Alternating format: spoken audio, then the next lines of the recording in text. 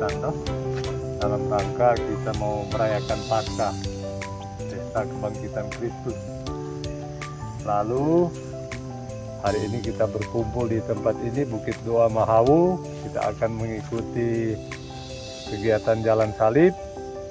Ya, dengan harapan semoga ada pertobatan. Semoga dengan kegiatan Jalan Salib ini kita lepaskan semua itu dan kita mulai hidup baru sebagai orang beriman, dan kita coba mengalami bagaimana sengsara Kristus dalam perhentian-perhentian. Ada 14 perhentian dan kita puncaki di Gua Maria. Dengan mengenangkan kembali kesengsaraan Tuhan Yesus, kita ingin makin menyadari betapa besar kasih Allah kepada kita. Kita berharap dapat makin sadar akan segala dosa yang sering kita lakukan, sebab dosa-dosa kitalah yang menyebabkan Tuhan Yesus menderita sengsara sampai wafat di kayu salib. Yesus Kristus, Raja Sakti, Pengembang amanat suci, penyembuh segala luka, penegang hukum kita. Perhentian pertama, Yesus dijatuhi hukuman mati. Kami menyembah Dikau ya Tuhan dan bersyukur kepadamu, Sebab dengan salib suci-Mu Engkau telah menebus dunia. Sesudah ditangkap, Yesus mula-mula dihadapkan ke sidang mahkamah agama. Pada keesokan harinya ia dibawa ke pengadilan Pilatus. Pilatus bertanya kepada orang-orang Yahudi, "Apakah tuduhanmu terhadap orang ini?" Mereka menjawab dengan mengajukan saksi-saksi dusta. Kemudian Pilatus masuk ke dalam gedung pengadilan dan memanggil Yesus untuk ditanyai tentang tuduhan mereka. Tetapi Pilatus tidak menemukan kesalahan apapun seperti yang dituduhkan mereka pada Yesus. Maka Pilatus berusaha melepaskan Yesus, namun oleh desakan para tua-tua, ahli-ahli Taurat dan seluruh rakyat, Pilatus menjatuhkan hukuman mati. Ia menyerahkan Yesus kepada rakyat Yahudi untuk disalibkan. Salib bagi orang-orang yang akan binasa memang merupakan kebodohan, tetapi bagi kita yang diselamatkan, salib adalah kekuatan Allah. Kita hening sejenak.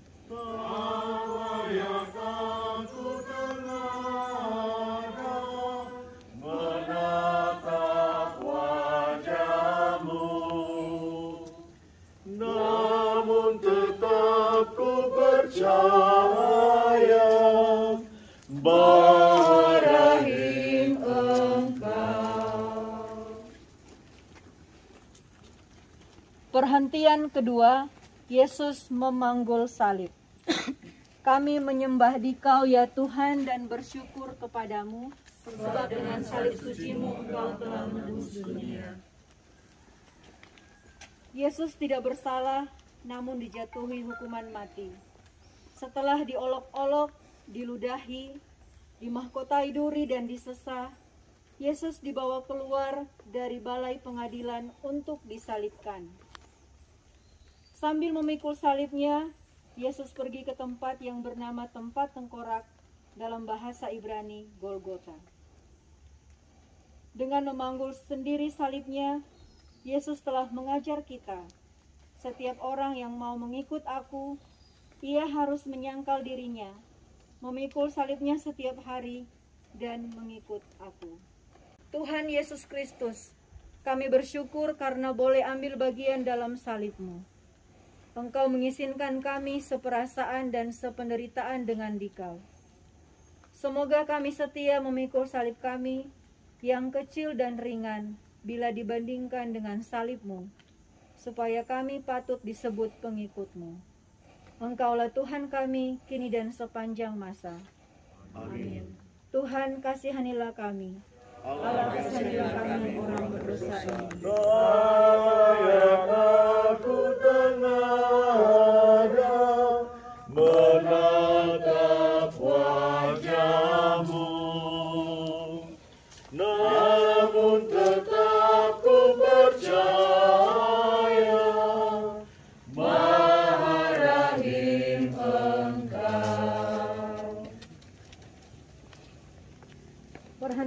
ketiga, Yesus jatuh untuk pertama kali. Kami menyembah Dikau ya Tuhan dan bersyukur kepadamu, sebab dengan salib suci-Mu Engkau telah menebus dunia. Perjalanan Yesus menuju Golgota semakin lama semakin jauh meninggalkan kota. Banyak darah keluar dari luka-lukanya. Badan lelah, penat, dan lemah. Beban salib pun terasa semakin berat. Apalagi masih diperberat dengan penderitaan batin. Ditinggalkan oleh para muridnya, ditolak oleh bangsanya, dan dijatuhi hukuman mati kendati tidak bersalah. Sungguh bukan hanya salib yang dipanggul Yesus, melainkan juga dosa-dosa kita. Dia tertikam oleh karena pemberontakan kita, dia diremukan oleh karena kejahatan kita. Hukuman yang mendatangkan keselamatan bagi kita ditimpakan kepadanya. Kita hening sejenak. Tuhan Yesus Kristus, kami bersyukur karena Engkau berkenan memanggul dosa-dosa kami. Kami yang berbuat dosa, tetapi Engkau yang menanggung hukumannya. Semoga kami tidak lagi memperberat beban yang harus Kau tanggung. Sebaliknya, semoga kami selalu berusaha meringankannya dengan bertobat dan dengan meringankan beban orang lain, agar langkah kami pun lebih ringan untuk mengikuti Engkau, Tuhan kami, kini dan sepanjang masa. Amin. Perhentian keempat, Yesus berjumpa dengan ibunya. Kami menyembah Dikau ya Tuhan dan bersyukur kepadamu, sebab dengan salib suci-Mu Engkau telah menebus dunia. Para murid Yesus telah lari, sehingga Yesus harus menapaki jalan sengsaranya seorang diri.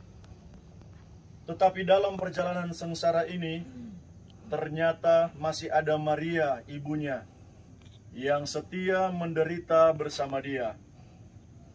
Ibu Yesus ternyata bukan hanya Maria. Yesus sendiri menegaskan, siapapun yang melakukan kehendak Bapa-Ku di surga, dialah saudaraku laki-laki, dialah saudaraku perempuan, dialah ibuku.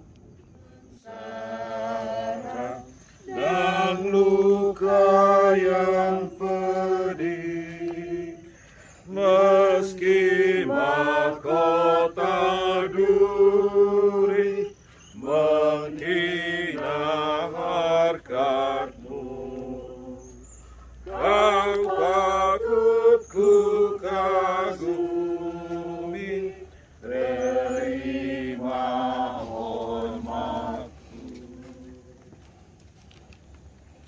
Perhentian kelima, Yesus ditolong Simon dari Kirene.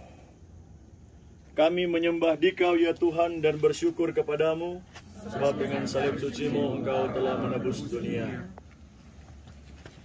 Yesus sangat letih dan lemah, padahal tempat yang dituju masih jauh. Maka para serdadu menahan seorang yang bernama Simon dari Kirene, yang baru datang dari luar kota, lalu diletakkan salib Yesus di atas bahunya, supaya dipikulnya sambil mengikuti Yesus. Memanggul salib merupakan ukuran kelayakan seorang pengikut Yesus, karena Yesus sendiri bersabda, barang siapa tidak memikul salibnya dan mengikut aku, ia tidak layak bagiku. Jadi, bagi orang Kristen, salib sungguh tak terelakkan. Salib adalah beban yang harus kita pikul.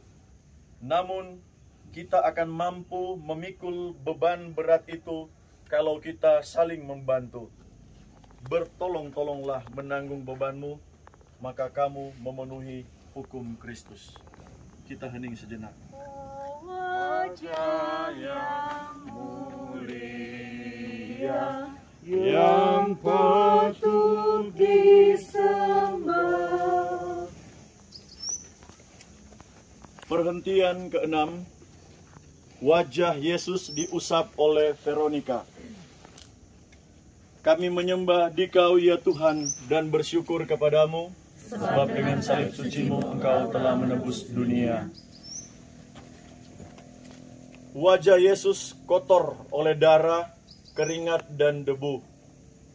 Semarak dan ketampanan wajahnya terasa sirna. Tepatlah gambaran Yesaya.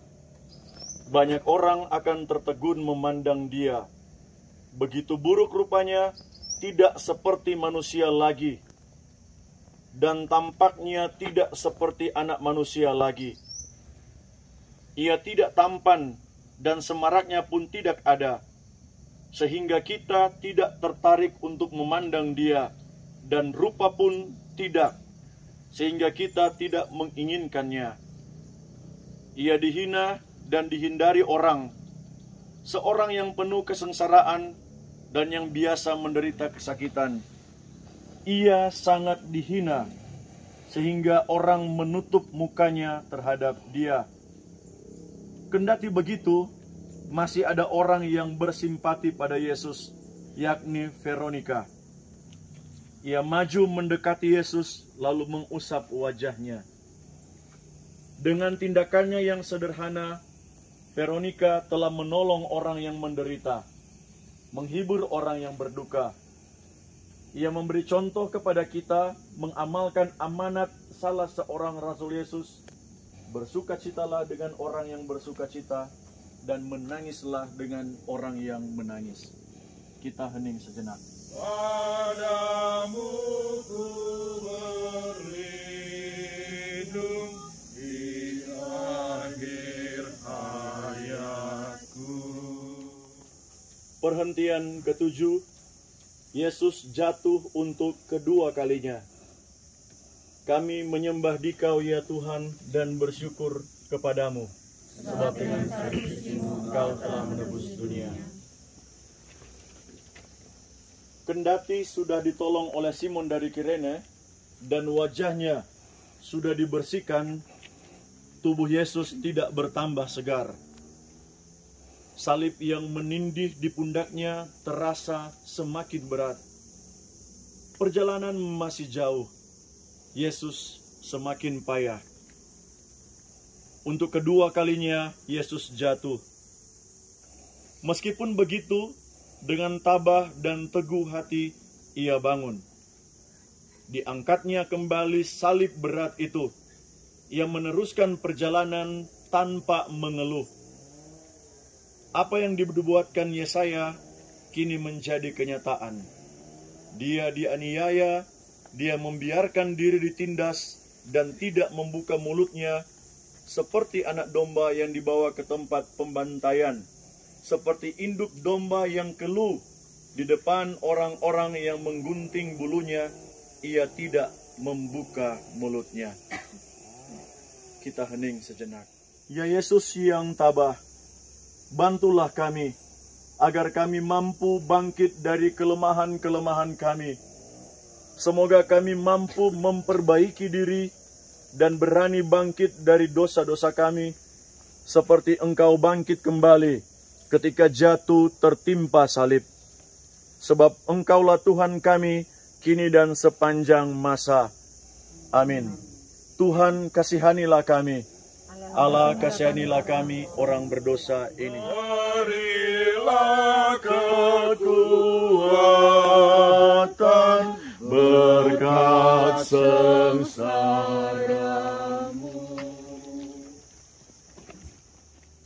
Yesus menghibur perempuan-perempuan yang menangisinya. Kami menyembah Dikau ya Tuhan dan bersyukur kepadamu, sebab dengan salib suci-Mu Engkau telah menebus dunia. Tatkala Yesus menapaki jalan salibnya menuju Golgota, banyak orang mengikuti dia. Di antaranya banyak wanita yang menangisi dan meratapi dia. Yesus berpaling kepada mereka dan berkata, "Hai putri-putri Yerusalem, janganlah kamu menangisi aku, melainkan tangisilah dirimu sendiri dan anak-anakmu." Kita sering tidak punya waktu dan hati untuk orang lain. Kita sibuk dengan diri kita sendiri saja. Apalagi kita gampang merasa bahwa penderitaan kitalah yang paling berat dan orang lainlah penyebab penderitaan kita. Kita sendiri susah, mana mungkin harus menghibur orang lain. Beginilah kita sering membela diri. Yesus memberi teladan supaya kita menghibur orang lain, meskipun kita sendiri sedang menderita. Tetapi lebih dari itu, kita perlu menangisi diri kita sendiri. Kita perlu bertobat dan mengajak orang lain untuk bertobat. Agar dunia damai pula dengan Allah Khaliknya. Dari sana mengalir sungai kasih karunia bagi orang yang berdosa yang memandang Golgota. Perhentian ke-9. Yesus jatuh untuk ketiga kalinya. Kami menyembah Dikau ya Tuhan dan bersyukur kepadamu. Sebab dengan salib suci-Mu Engkau telah menebus dunia. Hari semakin panas. Jalan yang menuju puncak Golgota semakin menanjak. Tubuh Yesus yang semakin lemah tidak mampu menahan beban salib yang berat.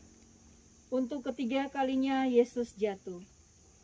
Tubuhnya terbanting di tanah yang berbatu-batu. Darah kembali mengucur dari luka-lukanya. Dengan sisa tenaganya, Yesus berusaha bangun. Yesus mau menyelesaikan perjalanan sampai ke puncak Golgota.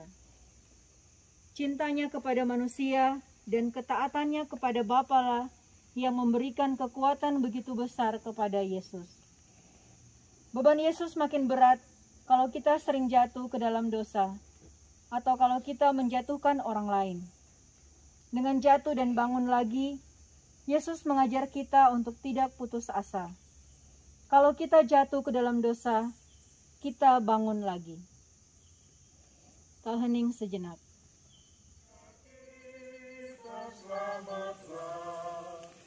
Yesus jalan kebenaran, sumber hidup yang bakal, telah berkorban bagi kita pada salib Golgota. Yang ke-10, pakaian Yesus ditanggalkan. Kami menyembah Dikau ya Tuhan dan bersyukur kepadamu. Sebab dengan salib suci-Mu Engkau telah menebus dunia. Sesampai di puncak Golgota, para jurid menanggalkan pakaian Yesus dengan paksa. Mereka mengambil pakaian Yesus, lalu membaginya menjadi 4 bagian, untuk tiap-tiap prajurit 1 bagian. Demikian juga jubahnya mereka ambil. Jubah itu tidak berjahit, dari atas sampai ke bawah hanya 1 tenunan. Karena itu mereka berkata seorang kepada yang lain, "Janganlah kita membaginya menjadi beberapa potong, tetapi baiklah kita membuang undi untuk menentukan siapa yang mendapatkannya." Maka genaplah yang ada tertulis dalam kitab suci. Mereka membagi-bagikan pakaianku di antara mereka, dan mereka membuang undi atas jubahku. Yesus telah menjadi manusia yang paling hina. Bagaimanakah sikap kita terhadapnya? Sudahkah seperti yang dikatakan Yesus pada hari penghakiman?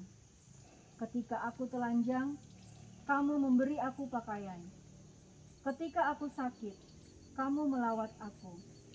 Ketika aku di dalam penjara, kamu mengunjungi aku. Sebab sesungguhnya segala sesuatu yang kamu lakukan untuk salah seorang yang paling hina ini, kamu melakukannya untuk aku. Kehening sejenak. Hidup oleh Dia, puji Tuhan selamanya. Perhentian ke-11, Yesus disalibkan. Kami menyembah Dikau ya Tuhan dan bersyukur kepadamu. sebab dengan salib suci-Mu Engkau telah menebus dunia. Sampailah mereka di tempat yang bernama Golgota, yang berarti tempat tengkorak. Para serdadu memberikan anggur bercampur mur kepada Yesus, tetapi Yesus menolaknya. Kemudian mereka menyalibkan Dia. Manusia lama kita telah turut disalibkan bersama Yesus, supaya tubuh dosa kita hilang kuasanya, agar jangan kita menghambakan diri lagi kepada dosa. Kita hening sejenak. Tuhan Yesus Kristus, kami bersyukur Engkau berkenan menanggung sengsara di salib untuk membebaskan kami dari kekuasaan dosa. Berilah kami kekuatan untuk menyalibkan dosa-dosa kami, agar kami kelak Kau bangkitkan dan boleh menikmati kebahagiaan bersama Engkau. Sebab Engkaulah Tuhan kami, kini dan sepanjang masa. Amin. Tuhan kasihanilah kami. Allah kasihanilah kami. Perhentian ke-12, Yesus wafat di salib. Kami menyembah Dikau ya Tuhan dan bersyukur kepadamu, sebab dengan salib suci-Mu Engkau telah menebus dunia. Itu hari sudah kira-kira pukul 12, lalu kegelapan meliputi seluruh daerah itu sampai pukul 3, sebab matahari tidak bersinar. Dan tabir bait suci terbelah dua. Lalu Yesus berseru dengan suara nyaring, "Ya Bapa, ke dalam tangan-Mu kuserahkan nyawaku." Dan sesudah berkata demikian, Yesus menyerahkan nyawanya.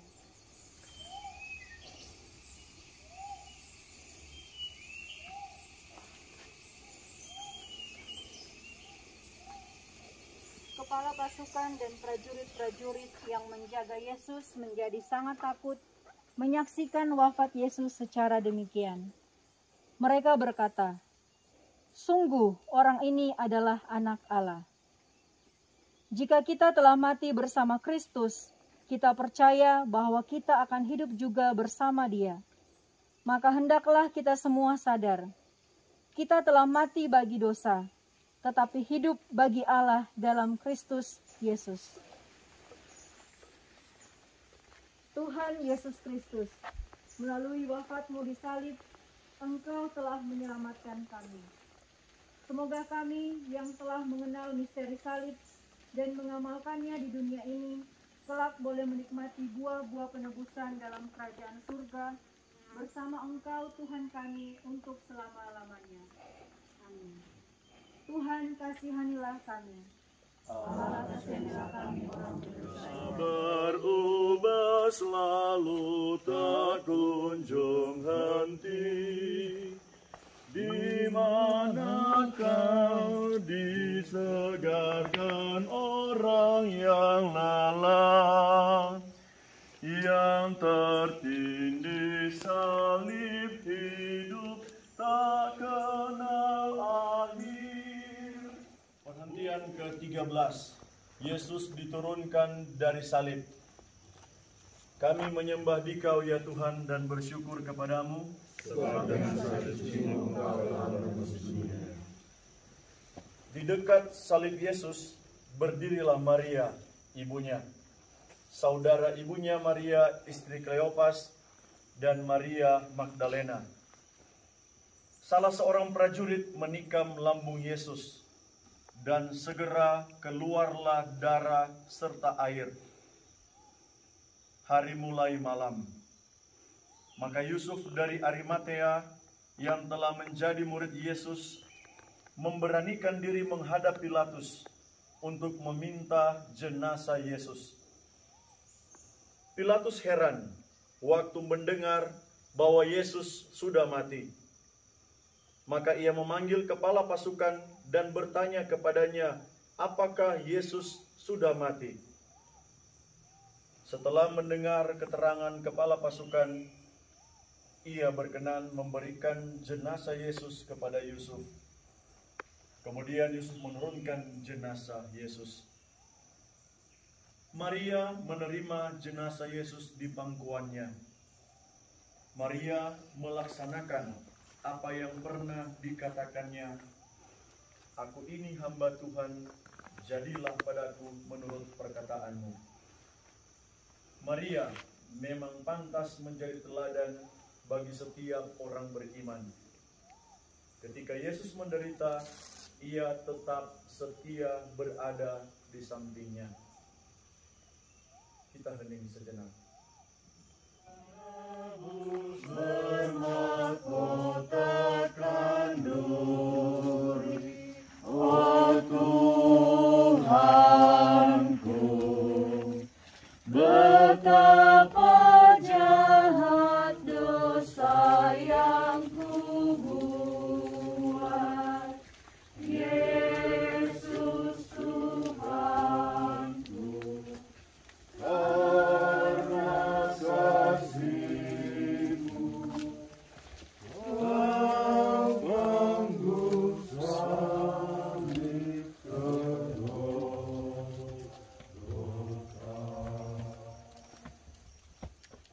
Penghentian ke-14, Yesus dimakamkan. Kami menyembah Dikau ya Tuhan dan bersyukur kepadamu. Sebabnya salib suci-Mu Engkau telah menebus dunia. Para murid mengambil jenazah Yesus, mengafaninya dengan kain lenan dan memburatinya dengan rempah-rempah menurut adat orang Yahudi bila menguburkan mayat. Dekat tempat Yesus disalibkan ada suatu kubur baru yang di dalamnya belum pernah dimakamkan seseorang. Maka mereka membaringkan mayat Yesus di situ. Kita semua yang telah dibaptis dalam Kristus telah dibaptis dalam kematiannya. Oleh pembaptisan kita telah dikuburkan bersama-sama dengan Dia, supaya sama seperti Kristus dibangkitkan dari antara orang mati oleh kemuliaan Bapa, demikian juga kita akan hidup secara baru. Mari kita hening sejenak. Semoga kami yang telah dikuburkan bersama Engkau dalam pembaptisan boleh bangkit pula bersama Engkau untuk hidup abadi, sebab Engkaulah Tuhan kami kini dan sepanjang masa. Amin. Tuhan kasihanilah kami. Allah kasihanilah kami. Saudara-saudari yang terkasih, walaupun dalam rupa Allah, Yesus tidak menganggap kesetaraan dengan Allah itu sebagai milik yang harus dipertahankan. Sebaliknya, Ia mengosongkan dirinya, mengambil rupa hamba dan menjadi sama dengan manusia. Dan dalam keadaan sebagai manusia, Ia merendahkan diri dan taat sampai mati, bahkan sampai mati disalib. Itulah sebabnya Allah sangat meninggikan Dia dan mengaruniakan kepadanya nama yang di atas segala nama, supaya dalam nama Yesus bertekuk lututlah segala yang ada di langit, yang ada di atas bumi, dan yang ada di bawah bumi, dan segala lidah mengaku Yesus Kristus adalah Tuhan untuk kemuliaan Allah Bapa. Tuhan sungguh sudah bangkit, baginya hormat dan kekuasaan selama-lamanya. Terpuji